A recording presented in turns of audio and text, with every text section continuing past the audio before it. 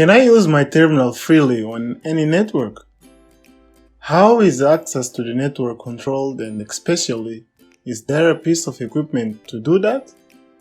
These are the questions we will answer in this video. Hello tech lovers, welcome to the fourth lesson of the course Architecture and General Principles of 4G Networks. If you have not seen the previous lessons, you have a link down below, or you can click here up in this card.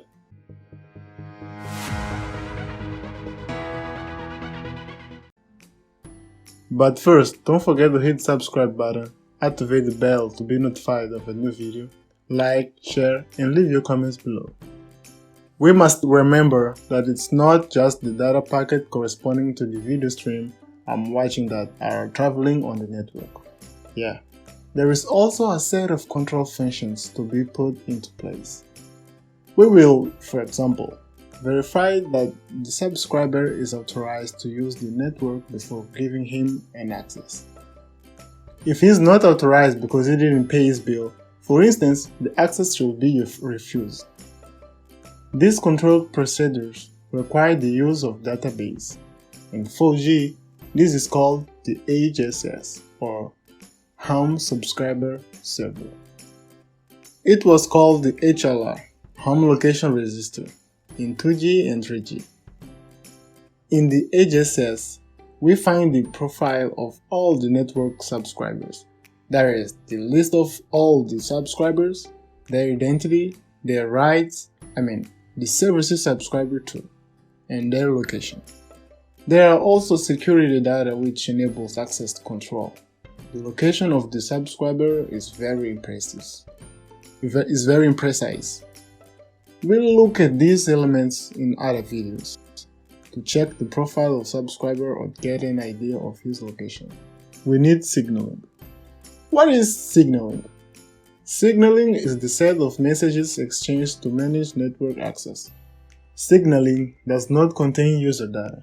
What I mean is, it's not the video stream or the content of a web page. It is control information that is useful for the operator. Signaling corresponds, for example, to access control, to the tracking of terminals when they move. The HSS. This is a very important point. Only exchanges signaling. It only takes care of control. No data packet corresponding to the video streaming. To continue my example, goes through the HSS. Throughout this course, we will present elements specific to the control in blue, so subscribe to the channel.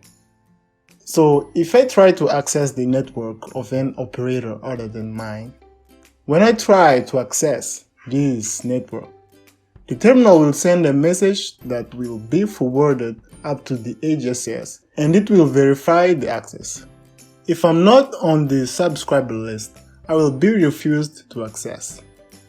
If we analyze a bit what can happen, we have several tens of millions of subscribers in the network. That corresponds more or less to several tens of millions of terminals.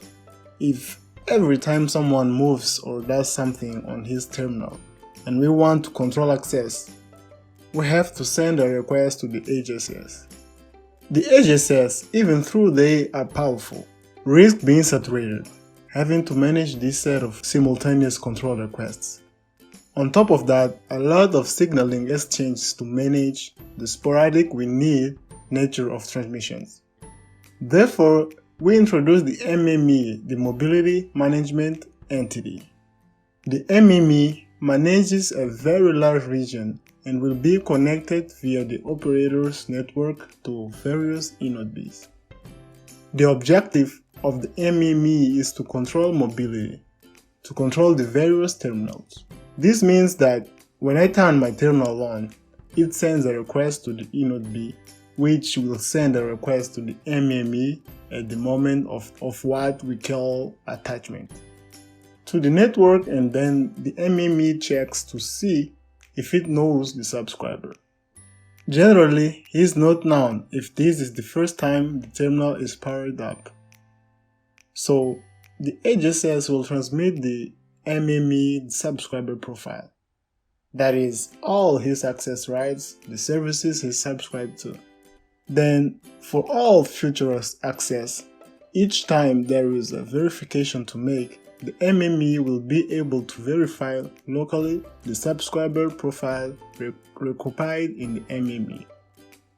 It's the equivalent in a way to cache memory for programmers. So, the MME is the node that will be, in a way, the local or regional conductor. There are several MMEs in a national English network, for example. Like HSS, the MME only exchanges signaling. MMEs are relatively powerful machines that can manage around 10 million subscribers. We list the main functions of the MME.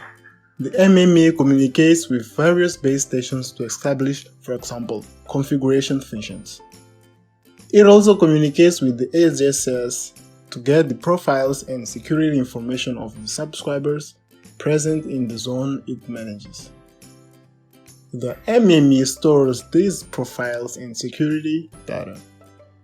It manages the control mechanisms related to network access, security, and mobility for terminals present in its zones. It also maintains an awareness of the location of the terminals in its area, but in a relatively imprecise way.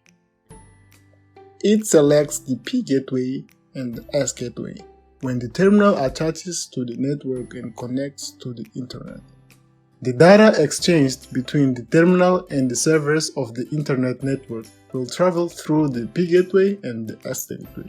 The MMU ensures the reachability of the terminal.